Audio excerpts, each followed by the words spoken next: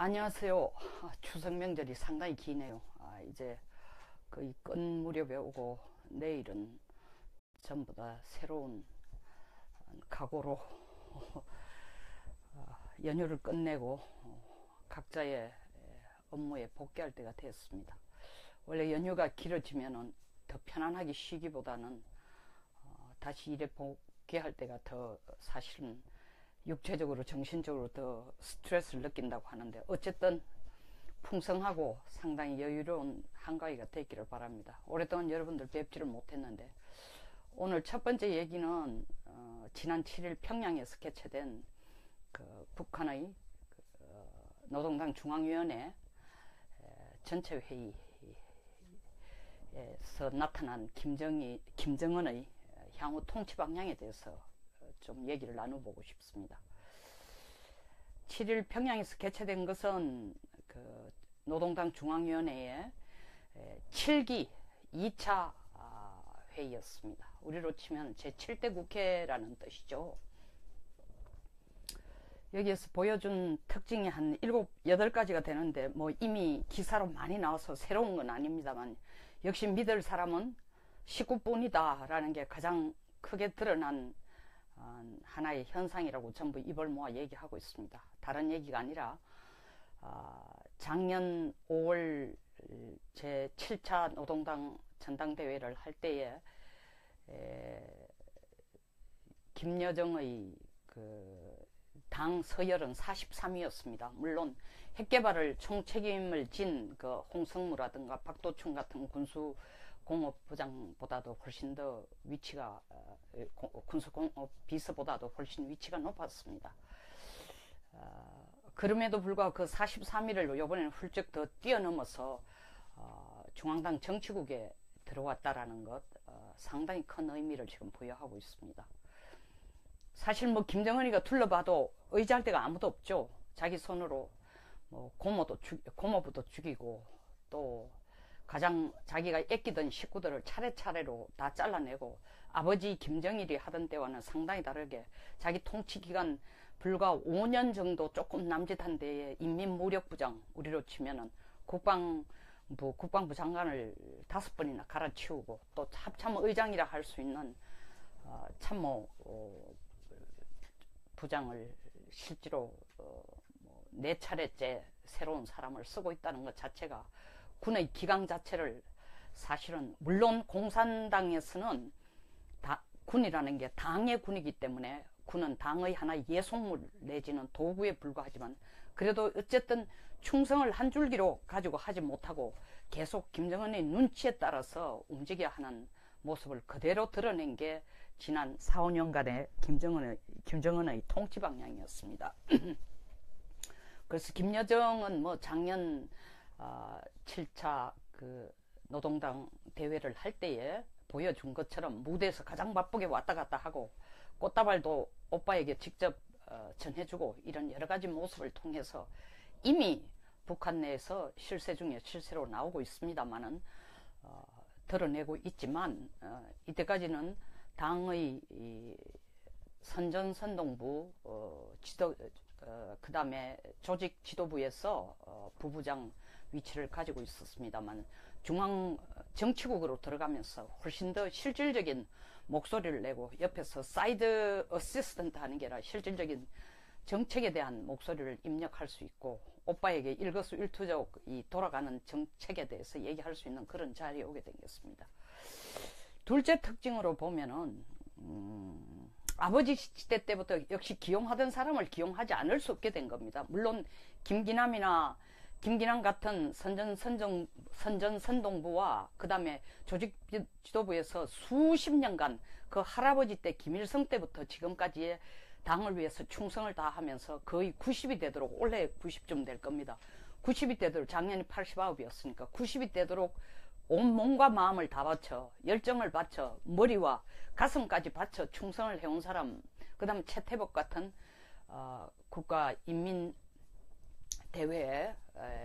의장, 이런 사람들을 사실은 뭐 나이 때문에 그리고 할아버지 세대 때부터 해오던 사람이니까 이제 자연히 도태돼야 될 사람들이니까 특별한 하자가 있었어 아니라 도태를 시키면서 그러나 아버지 세대의 사람들까지 혹은 만경학파까지 완전히 잘라내면 자기의 손발이 완전히 없어지니까 김정은의 손발이 완전히 없어지니까 그 중에서도 할아버지 세대 때부터 특별히 그 가족과 가까이 지내던 최룡해는 그대로 지금 기용을 하고 있습니다. 그 사이도 최룡해도 많은 기복을 겪었습니다. 올라갔다 내려갔다 뭐 사실 교육 때도 갔다 오고 여러 가지 있었지만 어쨌든 최룡해를 이번에 넘버2로 김정은이가 발탁한 것은 나름대로 사방을 둘러봐도 역시 믿을 수 있는 사람은 피부치나 아니면 할아버지 때부터 그 지방길이라도 인정해오고 또 오랫동안 경험해서 실력을 인정해온 사람밖에 자기가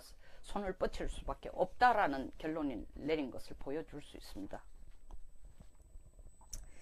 세 번째, 치열한 권력 다툼에서 살아남은 사람들을 결국 기용했다는 거죠. 이 권력 다툼이라는 건 뭐냐면 김정은이가 권력 다툼을 시킨 것도 있지만 실질 자기들끼리의 권력 다툼입니다. 이 5인방이라 할 수 있을 정도의 실질적인 가장 핵심적인 권력 다툼을 해온 사람들이 누구냐 하면 김정일이 죽고 난 뒤부터 물론 김양근 통전부장 같은 경우는 가장 최근에 들어서 권력의 서열 속에서 같이 경쟁을 했지만 어쨌든 김양근 그 다음에 통전부장 그 다음 황병서 총정치국장 그 다음에 최룡해 전 국방부위원장까지 하던 최룡해 그리고 또 김원홍 2012년 4월 김정은이 파워를 권력을 잡자마자 국가안전보위부장으로서 실제로 우리나라 국정원장보다 더 파워가 세죠. 그 밑에 신복으로 2016년 12월까지 일하던 김원홍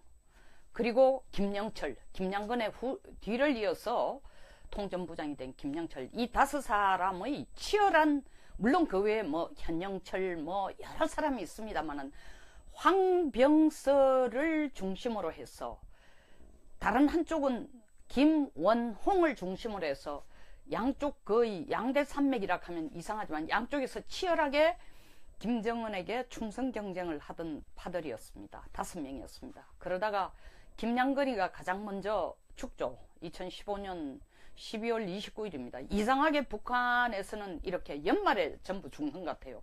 뭐 평양 시내 한복판에서 아침에 출근하다 교통사고로 죽었다는데 평양 시내에서 뭐 시속 100km 이상 달린다는 건 있을 수도 없고 더구나 벤츠 차량이 그렇게 형체도 없을 정도로 됐다라는 그 장소가 그럴 만한 장소가 아니라는 그런 정도의 심각한 교통사고가 일어날 상황이 아니라는 여러 가지 이야기들이 나오지만 어쨌든 김양근이가 2015년 12월에 죽습니다. 그 김양근이 2015년 12월에 죽을 때 실질적으로 그 뒤에 그 사이에 황병서와 그 다음에 김원홍 사이에 치열한 어떤 파워 게임이 있었습니다. 그 김양근이가 죽기 2년 전에 2014년 또 그것도 12월입니다. 14일이죠. 12월 14일 사실은 김원홍의 손에 의해서 계략에 의해서 장성택이도 김정은이가 자기의 고모부를 처형을 합니다. 2년 있다가 또 김양근이가 죽죠. 그리고 김양근이가 죽자 1년 후에 김원홍 자신도 사실은 뭐 부패와 권력 암투 이런 식으로 해서 결국 그 자리에서 4년 8개월을 자기 상전 김정은을 모시다가 정말 북한에서 국가안전보위부장으로서 이렇게 4년 반을 김정은을 모셨다라는 것은 철저한 신임 아니면은 불가능한 거죠. 그러다 어쨌든 쫓겨났습니다. 그때까지 가장 실세로 득득한 것이 누구야? 황병서였죠. 그러다가 이번 노동당 중앙위원회를 보니까 황병서 서열이 4위로 바뀝니다. 참 재밌습니다. 황병서가 결국 누구한테 밀리느냐 하면은 최룡해한테 그 자리를 뺏깁니다. 근데 최룡해를 김원홍이하고 같이 정보를 얻어가 최룡해를 다시 쫓아내려고 한 것도 황병서고 또 그러다가 황병서하고 김원홍이하고 사이가 또 알력이 생기니까 김원홍이가 쫓겨나고 이번에는 사실 황병서가 자기의 정말 권력을 엄청나게 오래 끌고 갈 줄 알았더니 뭐 건불 11홍인지 뭐 어쨌든 간에 10년 이상 넘는 권력은 없다더니 황병서가 지금 4위로 몰려나는데, 김원홍이가 2016년 12월 달에 거의 뭐 어떻게 완전히 사라졌다, 완전 숙청됐다 이랬지만 실제로 어떤 임명에 있어서는 구체적인 허락이 안 나다가 2017년 올해 2월 3일 완전 해임된 거로 나오다가 정확하게 2달 후에 4월 15일 날 105회 태양절 기념 열병식에 김원호이가 2월 3일만 해도 포스타가 별 4개짜리가 하나로 소장으로 강등이 돼 있다가 2달 후에 다시 포스타 제복을 입고 태양절에 추석단에 앉게 됩니다. 그걸 김원호이가 살아 올라온 거죠. 그러니까 김원호이는 완전히 죽은 게 아닙니다. 지금 김정은이가 지켜보고 있는 거죠. 근데 이런 차제에 황병서에 의해 밀려났던 황병서와 제가 볼 때는 김영철과 이런 합쳐진 혹은 그 사이에 또 갈라진 권력 다툼에 의해서 김원호이가 밀려났지만 다시 올라오는 거 보면은 제가 볼 때는 조만간에 황병서의 자리가 굉장히 위태해질 것 같습니다. 왜냐하면 최룡해는 확실히 이번 기회에 당분간은 최소한 김정은의 신임을 얻고 제2위의 물론 2위의 형식상의 2위는 김영남입니다. 왜냐하면은 상임위원회 국가인민대표 사실은 상임위원장이니까 제2위 2위일 수밖에 없죠. 최고인민회의 국가인민회의 최고인민회의 상임위원장이니까. 그럼에도 불구하고 실질적인 파워로 보면 그 최고인민회의 상임위원장이라는 건 어떤 의미의 프로토콜 사이, 영국으로 치면 뭐 여왕, 뭐 일본어로 치면 천황 이런 식으로, 물론 그렇게 비유를 하면 김정은이가 날 죽이려 하겠지만 어쨌든 어떤 프로토콜 사이에 상의 1위이지만 무엇을 결정할 파워가 없는, 그러니까 의전상의 가장 높은 김영남에 불과합니다. 그래서 실질적인 파워는 김정은 다음에 최룡해가 된 거죠. 그 네 번째 중요한 것은 박봉주가 사실은 아버지 김정일 때 이 사실 뭐 개방 정책, 개방 경제 이렇게 얘기했다가 완전히 이 김정일한테 찍혀가지고 상당히 2009년 쫓겨나서 상당히 오래 한직에 가 있다가 사실은 뭐 비날 공장 뭐 소장으로 가 있다가 다시 총리로 다시 발탁이 되었습니다만은, 어쨌든 네 번째 특징은 박봉주를 지금 3위의 위치에 올려놓는다는 것은 김정은으로서 노동당 당대회에서 밝힌 것처럼 핵과 경제 병진 정책을 선다고 한 것처럼 이제부터 경제에 굉장히 큰 집중적인 관심을 두고 거기에 상당한 부분 매진하겠다.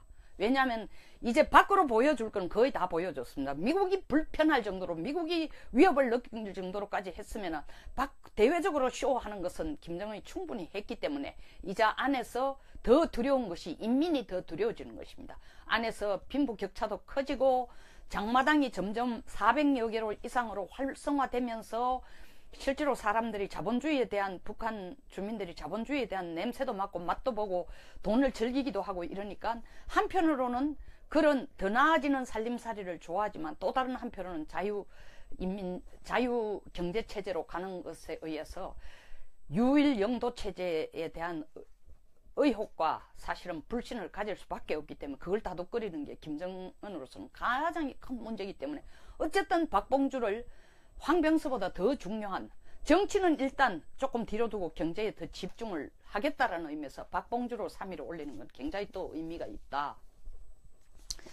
그 다음에 네 번째로는, 다섯 번째로는 작년까지만 해도 홍승무 같은 사실은 핵개발, 북한의 핵개발의 3세대라고 할 수 있지만 실제로 북한이 핵개발을 해서 이제 한국과 일본과 그리고 미국에게까지 위협을 주기 시작한 것은, 본격적으로 위협을 주기 시작한 건 작년 4차 핵실험 때부터라고 해도 과언이 아닙니다. 실질적으로 위협을 느끼기는.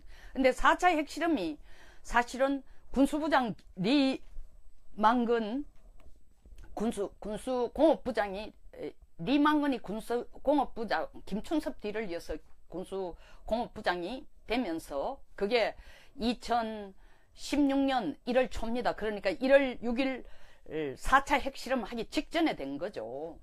그래서 리만건이 홍성무 같은 북한 핵개발의 총책임을 맡는 홍성무나 박도춘 같은 군수공업 비서 이런 사람들을 손을 잡고 4차, 5차, 6차 핵실험을 성공적으로 끝을 냈습니다. 그래서 홍성무 같은 핵개발 담당자를 김정은이 공식적으로 뭐 평양에서 이런 큰 뭐 잔치나 이런 큰 파티에 앞쪽에 세워놓고 줄 세워놓고 사진도 찍고 국제사회에 얼굴도 보여주고 또 리만건 같은 경우도 사실은 조선중앙통신에 몇 번이나 나오고 했습니다만은 리만건을 이번에 싹 빼냈어요.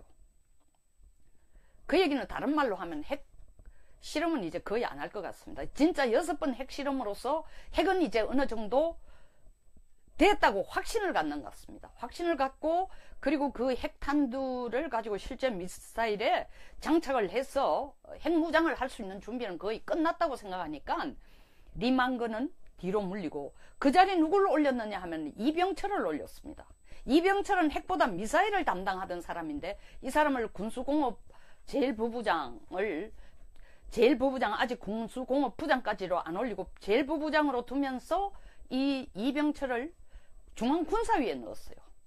그러니까 앞으로 남은 일은 핵실험, 핵개발은 더 하지 않지만 미사일 개발은 계속하겠다라는 것을 강력하게 시사하는 의미가 있다는 겁니다. 그리고 리만건은 야, 넌 이제 볼일 다 봤어. 뭐 아주 속되게 표현하면 단물은 다 빨아먹은 거야. 너 용도는 이제 끝난 거야. 뭐 노동당에서 자리 하나 주면 감사하게 생각하고 그냥 지내. 이제는 튈 필요도 없고 너 용도는 당분간은 아직까지 입 다물고 있었대. 이런 식으로 뒷자리로 물리고 이병철을 중앙군사위에 올렸다는 건 상당히 의미가 있다. 미사일 개발을 계속 해나갈 의지를 확실히 보여주고 있다. 그 다음에 사실 박봉주 아까도 얘기했습니다만 경제가 실제로 핵과 경제를 병진정책을 하겠다고 했지만 지난 한 2년간에 집중적으로 특히 올해는 14차례의 미사일 시험 발사가 있었고 제가 볼 때는 연내에 혹은 연내 아니라도 10월 10일 행사가 끝나자마자 당창건일 행사가 끝나자마자 바로 발사할 것이 저는 ICBM보다는 SLBM 잠수함 발사 탄도미사일이 아닐까. 그리고 남은 잠수함 발사 탄도미사일의 지금 숙제는 두 가지가 있습니다. 고체 연료 엔진을 장착해서 성공할 수 있는가, 그걸 사용할 수 있는가. 두 번째로는 사거리를 자기들이 IRBM 중장거리 탄도미사일이나 ICBM이라고 주장하는 것처럼 화성 12, 13, 14호 이런 것으로 지금 테스트한 것처럼 최소한 4,000km 이상 날을 수 있는 SLBM도 그 정도의 사거리를 날 수 있도록 전번에 테스트한 게 사실 500km 조금밖에 더 안 넘었습니다. 그래서 그걸 테스트할 거라는 거죠. 그래서 이런 것에 집중을 올해 내에 그 숙제는 반드시 할 겁니다. 이제 6차 핵실험도 끝났고 SLBM 한 번 더 하고 ICBM 한 번 더 하는 거로 김정은의 올해 목표는 거의 끝날 것 같고 내년이 되면은 거의 미사일 실험은 상당히 줄어들지 않을까. 왜? 피를 뽑아가지고 국민들을 굶기면서 뭐 평양 일부는 잘 산다고 하지만 그 돈이 어디서 나오겠습니까? 그 인민들 허리띠를 졸라매게 하고 지금 나온 돈이란 말입니다. 에? 그러니까 그 돈을 우리가 지금 뭐 대충 추산을 해서 원래 김정은이 미사일 시험 발사를 쓴 듯만 해도 1조가 넘는다는 거 아닙니까? 핵실험만 한 것만 해도 작년 올해 합쳐가 5천억이 넘는 거 아닙니까? 그러니까 지금 경제에 최종 매진을 해야 되는데 국제사회는 유엔 제재 결의를 9번째 통과시키면서 북한에게 이때까지 역사상 없던 가장 큰 압력을 가하고 있습니다. 돈줄을 조여라.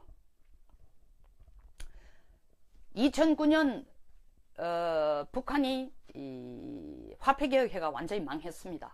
인플레이션 오고 사실은 국내에 비밀리에 숨어있던 달러를 끄집어내려고 그 짓을 했는데 대실패를 했습니다. 박봉주가 다시 한번 어떻게라든지 해외 나가 있는 노동자, 해외 나가 있는 뭐 주재원, 외교관 통해가 돈 끌어오는 뿐만 아니라 그 다음에 이 소위 말하는 장마당을 통해서도 돈을 엄청나게 끌어낼 거고, 돈주들로 하여금 당에 헌신하도록 돈을 김정은의 영웅이라고 하면서 애국 영웅, 무슨 영웅 이런 식으로 영웅 타이틀을 하나 주면서 돈 뽑아내는 일을, 그 동시에 또한 인민들로부터 불평의 소리, 민중이 어떻게 끼리끼리 모여서 봉기를 하거나 엉뚱한 짓을 하지 못하도록 하도록 일단 불만을 좀 불만을 줄이고 당에 충성할 수 있도록 경제적인 인센티브를 주고 하는 것이 전부 박봉주의 지금 책임입니다. 박봉주의 이건 못 해내면은 지금 서열 3위로 올라갔지만 내가 볼 때는 1, 2년 내에 끝날 것 같습니다. 절대절명의 무게를 안고 지금 그 자리에 앉아 있습니다. 그래서 거기에 집중할 것이다. 그래서 이런 노선, 이번 7일 보여준 노동당 중앙위원회 전체대회에서 보여준 특징은 김정은이가 말한 것처럼 핵과 경제의 병진정책을 그대로 나가기 위한 자리에 채용. 둘째, 이제는 핵개발은 일단 거의 다 됐다고 생각하고 미사일 개발에 집중하는 것. 세 번째로는 국내 그 사이에 지난 3, 4년 동안 황병서, 최룡해, 김원홍, 김영철, 김양건 이제 죽었지만 이 4-5명 사이에 치열한 사실은 권력 다툼의 결과가 오늘 자리 엎치락 뒤치락 수도 없이 하다가 지금 최룡해를 가장 첫건으로 끌어올렸다. 그러나 조만간에 제가 볼 때는 김원호가 황병서를 밀어내고 그 자리를 다시 밟고 올라오지 않을까. 그리고 김영철은 계속 제가 볼 때는 지금 권력 서열 13위지만 계속 자리를 차고 올라올 것 같습니다. 왜냐하면 통전부장의 나름대로의 통전부장이 옛날에 김장근이 하던 남쪽과의 대화로서의 통전부장이 아니라 소위 말하는 군합발로 개성공단을 걸어 들어가 문을 걸어 잠근 김영철다운 그런 작전부장 출신다운 그런 태도로서의 통전부장이 지금 필요하기 때문입니다. 이러한 방향을 김정은의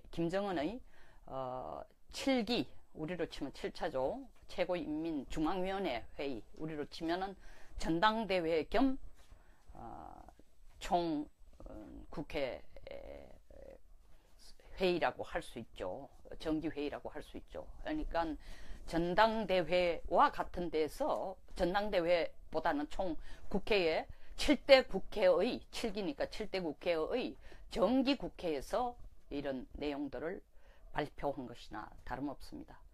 북한의 정기국회라는 거 우리처럼 입법, 사법, 행정이 갈라져 있으니까 입법부의 정기국회가 아니고 결국 노동당 당수인 김정은이가 총괄하니까 당, 군, 정을 다 합친 거니까 중앙위원회라는 것은 결국 당, 군, 정을 다 합쳐놓은 총수로서 나라 전체의 정책을 결정하는 의미로서의 중앙위원회입니다. 우리의 그 국회와는 사실은 대등한 그리고 무게가 같은 거로 봐서는 안 됩니다. 기구상 비율을 하자고 보니 그렇게 용어를 쓴 것에 불과합니다.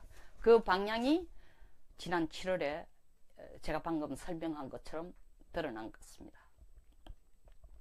그래서 가장 크게 집중할 것은 이미 2차례나 언급했지만 김정은으로서는 압박을 가해오는 유엔 대북제재 결의안에 따른 현금줄 딸리는 것을 어떻게 해결할 것인가. 박봉주에게 엄청난 짐이 쥐어진 것입니다. 박봉주를 지금 3위의 위치에 올려놓는다는 것은 김정은으로서 노동당 당대회에서 밝힌 것처럼 핵과 경제 병진 정책을 선다고 한 것처럼 이제부터 경제에 굉장히 큰 집중적인 관심을 두고 거기에 상당한 부분 매진하겠다.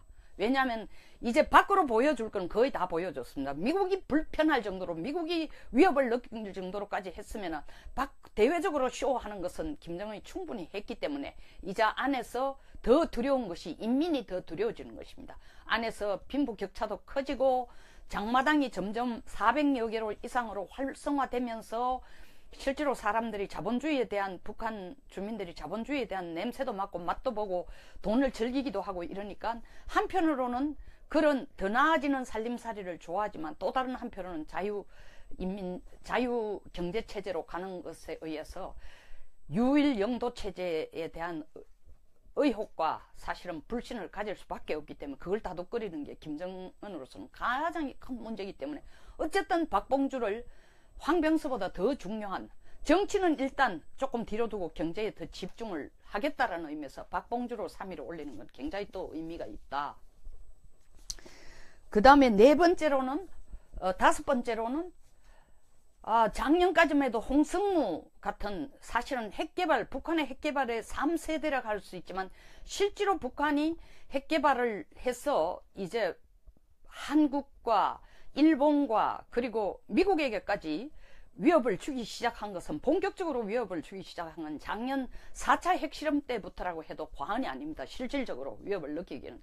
근데 4차 핵실험이 사실은 군수부장 리망근 군수공업부장이, 리망근이 군수공업부장, 김춘섭 뒤를 이어서 군수공업부장이 되면서 그게 2016년 1월 초입니다. 그러니까 1월 6일 4차 핵실험 하기 직전에 된 거죠.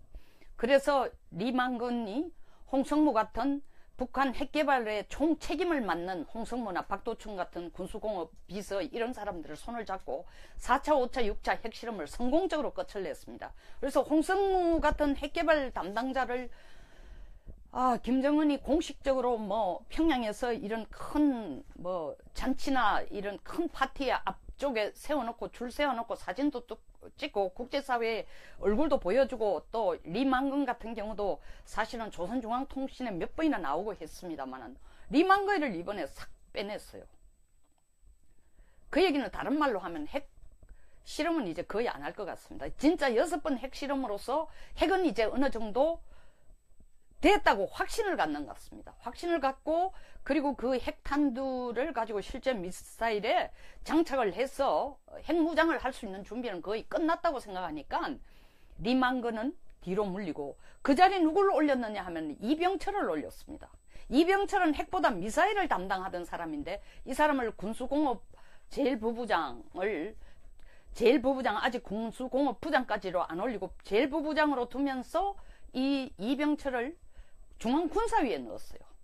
그러니까 앞으로 남은 일은 핵실험, 핵개발은 더 하지 않지만 미사일 개발은 계속하겠다라는 것을 강력하게 시사하는 의미가 있다는 겁니다. 그리고 리망근은 넌 이제 볼일 다 봤어.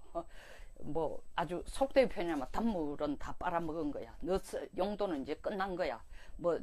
노동당에서 자리 하나 주면 감사하게 생각하고 그냥 지내. 이제는 튈 필요도 없고 너 용도는 당분간은 아직까지 입 다물고 있었대. 이런 식으로 뒷자리로 물리고 이병철을 중앙군사위에 올렸다는 건 상당히 의미가 있다. 미사일 개발을 계속 해나갈 의지를 확실히 보여주고 있다. 그 다음에 사실 박봉주 아까도 얘기했습니다만 경제가 실제로 핵과 경제를 병진정책을 하겠다 했지만 지난 한 2년간에 집중적으로, 특히 올해는 14차례의 미사일 시험 발사가 있었고, 제가 볼 때는 연내에, 혹은 연내 아니라도 10월 10일 행사가 끝나자마자, 당창근일 행사가 끝나자마자 바로 발사할 것이 저는 ICBM보다는 SLBM 잠수함 발사 탄도미사일이 아닐까. 그리고 남은 잠수함 발사 탄도미사일의 지금 숙제는 두 가지가 있습니다. 고체 연료 엔진을 장착해서 성공할 수 있는가, 그걸 사용할 수 있는가. 두 번째로는 사거리를 자기들이 IRBM 중장거리 탄도미사일이나 ICBM이라고 주장하는 것처럼 화성 12, 13, 14호 이런 것으로 지금 테스트한 것처럼 최소한 4,000km 이상 날을 수 있는 SLBM도 그 정도의 사거리를 날 수 있도록, 전번에 테스트한 게 사실 500km 조금밖에 더 안 넘었습니다. 그래서 그걸 테스트할 거라는 거죠.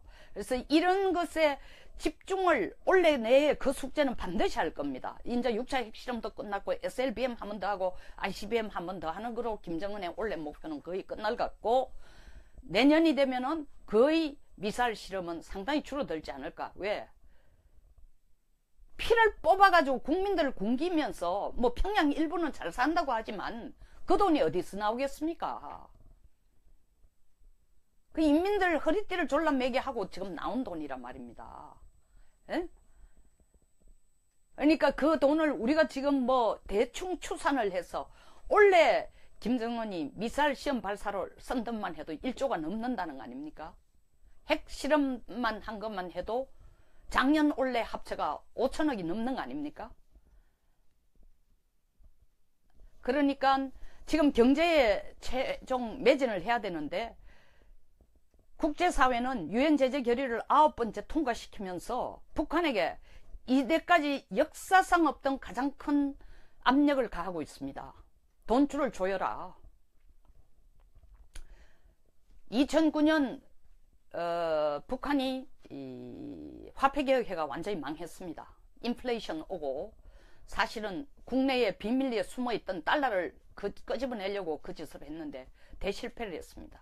박봉주가 다시 한번 어떻게라든지 해외 나가 있는 노동자, 해외 나가 있는 뭐 주재원, 외교관 통해가 돈 끌어오는 뿐만 아니라 그 다음에 소위 말하는 장마당을 통해서도 돈을 엄청나게 끌어낼 거고 돈주들로 하여금 당에 헌신하도록 돈을 김정은의 영웅이라고 하면서 뭐 애국 영웅, 무슨 영웅 이런 식으로 영웅 타이틀을 하나 주면서 돈 뽑아내는 일을 그 동시에 또한 인민들로부터 불평의 소리, 민중이 어떻게 끼리끼리 모여서 봉기를 하거나 뭐 엉뚱한 짓을 하지 못하도록 하도록 일단 불만을 좀 불만을 줄이고 당에 충성할 수 있도록 경제적인 인센티브를 주고 하는 것이 전부 박봉주의 지금 책임입니다. 박봉주 이거 못 해내면은 지금 서열 3위로 올라갔지만 내가 볼 때는 1, 2년 내에 끝날 것 같습니다. 절대 절명의 무게를 안고 지금 그 자리에 앉아 있습니다. 그래서 거기에 집중할 것이다. 그래서 이런 노선 이번 7일 보여준 노동당 중앙위원회 전체대회에서 보여준 특징은 김정은이가 말한 것처럼 핵과 경제의 병진정책을 그대로 나가기 위한 자리에 채용. 둘째, 이제는 핵개발보다는 핵개발은 일단 그부터 역시 기용하던 사람을 기용하지 않을 수 없게 된 겁니다. 물론 김기남 같은 선전선동부와 그 다음에 조직지도부에서 수십 년간 그 할아버지 때 김일성 때부터 지금까지의 당을 위해서 충성을 다하면서 거의 90이 되도록 올해 90쯤 될 겁니다.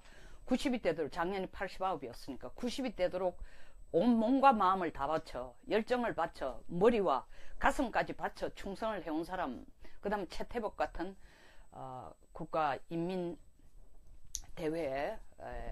의장 이런 사람들을 사실은 뭐 나이 때문에 그리고 할아버지 세대 때부터 해오던 사람이니까 이제 자연히 도태돼야 될 사람들이니까 특별한 하자가 있어서 아니라 도태를 시키면서 그러나 아버지 세대의 사람들까지 혹은 만경학파까지 완전히 잘라내면 자기의 손발이 완전히 없어지니까 김정은의 손발이 완전히 없어지니까 그 중에서도 할아버지 세대 때부터 특별히 그 가족과 가까이 지내던 최룡해는 그대로 지금 기용을 하고 있습니다. 그 사이도 최룡해도 많은 기복을 겪었습니다. 올라갔다 내려갔다 뭐 사실 교육 때도 갔다 오고 여러 가지 있었지만 어쨌든 최룡해를 이번에 넘버2로 김정은이가 발탁한 것은 나름대로 사방을 둘러봐도 역시 믿을 수 있는 사람은 피부치나 아니면 할아버지 때부터 그 집안끼리라도 인정해오고 또 오랫동안 경험해서 실력을 인정해온 사람밖에 자기가 손을 뻗칠 수밖에 없다라는 결론을 내린 것을 보여줄 수 있습니다. 세 번째, 치열한 권력 다툼에서 살아남은 사람들을 결국 기용했다는 거죠. 이 권력 다툼이라는 건 뭐냐면 김정은이가 권력 다툼을 시킨 것도 있지만 실질 자기들끼리의 권력 다툼입니다. 이 5인방이라 할 수 있을 정도의 실질적인 가장 핵심적인 권력 다툼을 해온 사람들이 누구냐 하면 김정일이 죽고 난 뒤부터 물론 김양근 통전부장 같은 경우는 가장 최근에 들어서 권력의 서열 속에서 같이 경쟁을 했지만 어쨌든 김양근, 그 다음에 통전부장, 그 다음 황병서 총정치국장, 그 다음에 최룡해 전 국방부위원장까지 하던 최룡해, 그리고 또 김원홍, 2012년 4월 김정은이 파워를 권력을 잡자마자 국가안전보위부장으로서 실제로 우리나라 국정원장보다 더 파워가 세죠. 그 밑에 신복으로 2016년 12월까지 일하던 김원홍, 그리고 김영철, 김양근의 뒤를 이어서 통전부장이 된 김영철, 이 5사람의 치열한, 물론 그 외에 뭐 현영철 뭐 여러 사람이 있습니다만은 황병서를 중심으로 해서, 다른 한쪽은 김원홍을 중심으로 해서 양쪽 거의 양대산맥이라 하면 이상하지만 양쪽에서 치열하게 김정은에게 충성 경쟁을 하던 파들이었습니다. 5명이었습니다. 그러다가 김양근이가 가장 먼저 죽죠. 2015년 12월 29일입니다. 이상하게 북한에서는 이렇게 연말에 전부 죽는 것 같아요. 뭐 평양 시내 한복판에서 아침에 출근하다 교통사고로 죽었다는데, 평양 시내에서 뭐 시속 100km 이상 달린다는 건 있을 수도 없고, 더구나 벤츠 차량이 그렇게 형체도 없을 정도로 됐다라는 그 장소가 그럴 만한 장소가 아니라는, 그런 정도의 심각한 교통사고가 일어날 상황이 아니라는 여러 가지 이야기들이 나오지만, 어쨌든 김양근이가 2015년 12월에 죽습니다. 그 김양근이 2015년 12월에 죽을 때 실질적으로 그 뒤에, 그 사이에 황병서와 그 다음에 김원홍 사이에 치열한 어떤 파워 게임이 있었습니다. 그 김양근이가 죽기 2년 전에 2014년 또 그것도 12월입니다. 14일이죠. 12월 14일 사실은 김원홍의 손에 의해서, 계략에 의해서 장성택이도 김정은이가 자기의 고모부를 처형을 합니다. 2년 있다가 또 김양근이가 죽죠. 그리고 김양근이가 죽자 1년 후에 김원홍 자신도 사실은 뭐 부패와 권력 암투 이런 식으로 해서 결국 그 자리에서 4년 8개월을 자기 상전 김정은을 모시다가 정말 북한에서 국가안전보위부장으로서 이렇게 4년 반을 김정은을 모셨다라는 것은 철저한 신임 아니면은 불가능한 거죠. 그러다 어쨌든 쫓겨났습니다. 그때까지 가장 실세로 득득한 것이 누구야? 황병서였죠. 그러다가 이번 노동당 중앙위원회를 보니까 황병서 서열이 4위로 바뀝니다. 참 재밌습니다. 황병서가 결국 누구한테 밀리느냐 하면은 최룡해한테 그 자리를 뺏깁니다. 근데 최룡해를 김원홍이하고 같이 정보를 얻어가 최룡해를 다시 쫓아내려고 한 것도 황병서고, 또 그러다가 황병서하고 김원홍이하고 사이가 또 알력이 생기니까 김원홍이가 쫓겨나고, 이번에는 사실 황병서가 자기의 정말 권력을 엄청나게 오래 끌고 갈 줄 알았더니 뭐 건불 11홍인지 뭐 어쨌든 간에 10년 이상 넘는 권력은 없다더니 황병서가 지금 4위로 몰려나는데, 김원홍이가 2016년 12월 달에 거의 뭐 어떻게 완전히 사라졌다, 완전 숙청됐다 이랬지만 실제로 어떤 임명에 있어서는 구체적인 허락이 안 나다가 2017년 올해 2월 3일 완전 해임된 거로 나오다가 정확하게 2달 후에 4월 15일 날 105회 태양절 기념 열병식에 김원호이가 2월 3일만 해도 포스타가 별 4개짜리가 하나로 소장으로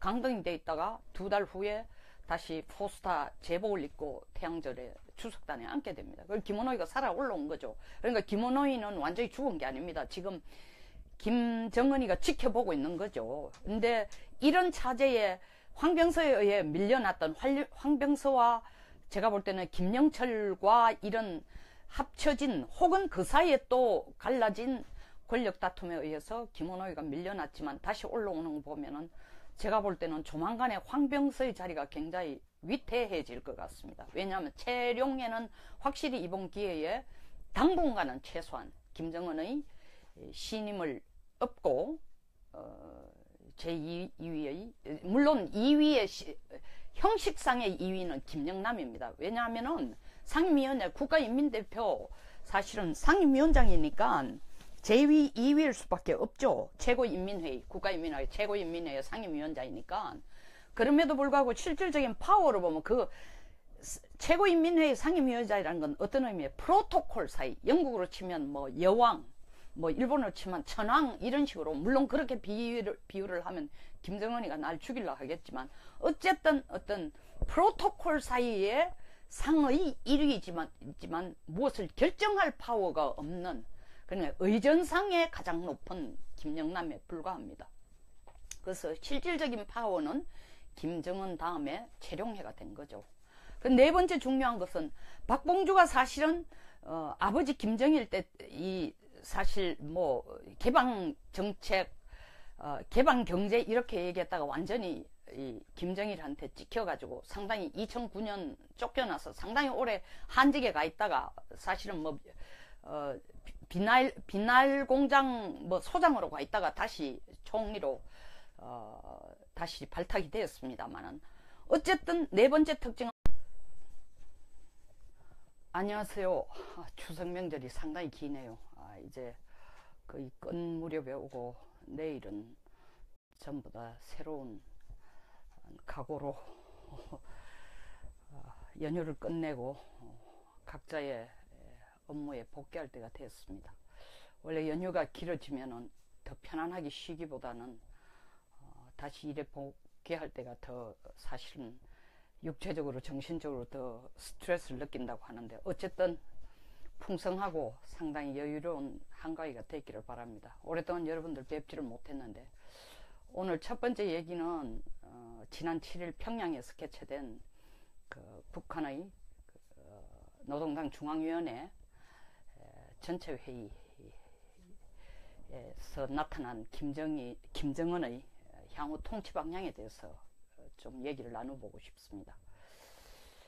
7일 평양에서 개최된 것은 그 노동당 중앙위원회의 7기 2차 회의였습니다. 우리로 치면 제7대 국회라는 뜻이죠. 여기에서 보여준 특징이 한 7, 8가지가 되는데 뭐 이미 기사로 많이 나와서 새로운 건 아닙니다만 역시 믿을 사람은 식구뿐이다 라는 게 가장 크게 드러난 하나의 현상이라고 전부 입을 모아 얘기하고 있습니다. 다른 얘기가 아니라 작년 5월 제7차 노동당 전당대회를 할 때에 김여정의 그 당 서열은 43위였습니다. 물론 핵개발을 총책임을 진 그 홍성무라든가 박도춘 같은 군수공업부장보다도 훨씬 더 위치가 군수공업 비서보다도 훨씬 위치가 높았습니다. 그럼에도 불구하고 그 43위를 이번에는 훌쩍 더 뛰어넘어서 중앙당 정치국에 들어왔다라는 것 상당히 큰 의미를 지금 부여하고 있습니다. 사실 뭐 김정은이가 둘러봐도 의지할 데가 아무도 없죠. 자기 손으로 뭐 고모부도 죽이고 또 가장 자기가 아끼던 식구들을 차례차례로 다 잘라내고 아버지 김정일이 하던 때와는 상당히 다르게 자기 통치 기간 불과 5년 정도 조금 남짓한 데에 인민무력부장 우리로 치면은 국방부 장관을 5번이나 갈아치우고 또 합참의장이라 할 수 있는 참모 부장을 실제로 4차례째 새로운 사람을 쓰고 있다는 것 자체가 군의 기강 자체를 사실은 물론 공산당에서는 군이라는 게 당의 군이기 때문에 군은 당의 하나의 예속물 내지는 도구에 불과하지만 그래도 어쨌든 충성을 한 줄기로 가지고 하지 못하고 계속 김정은의 눈치에 따라서 움직여야 하는 모습을 그대로 드러낸 게 지난 4, 5년간의 김정은의 통치 방향이었습니다.